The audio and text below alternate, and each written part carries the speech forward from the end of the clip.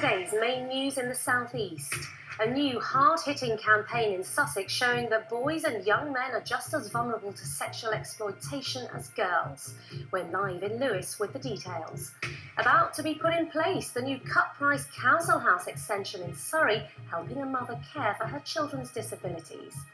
And kick-starting a brighter future, the kids whose lives are being improved with your Children in Need donations.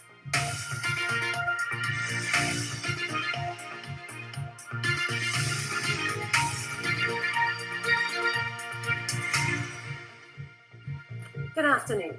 A new hard-hitting campaign aiming to raise awareness of sexual exploitation of boys and young men in Sussex has been welcomed by police, who say they are at risk of being overlooked as potential victims.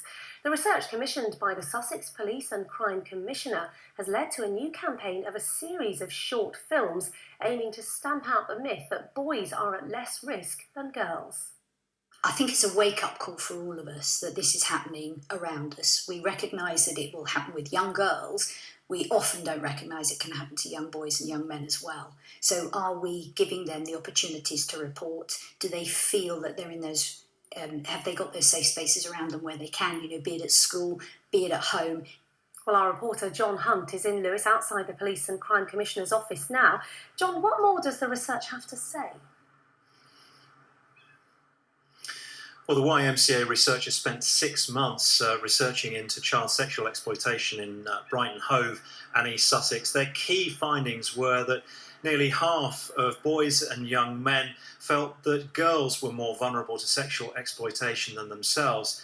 And the vast majority of parents questioned felt that their daughters were more at risk than their sons. There was also a general lack of understanding about what sexual exploitation actually was.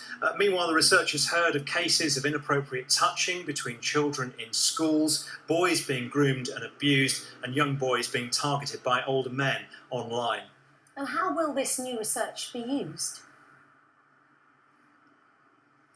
Well, the YMCA has released a series of videos which depict hard-hitting scenarios of real-life stories about young boys who've been exploited.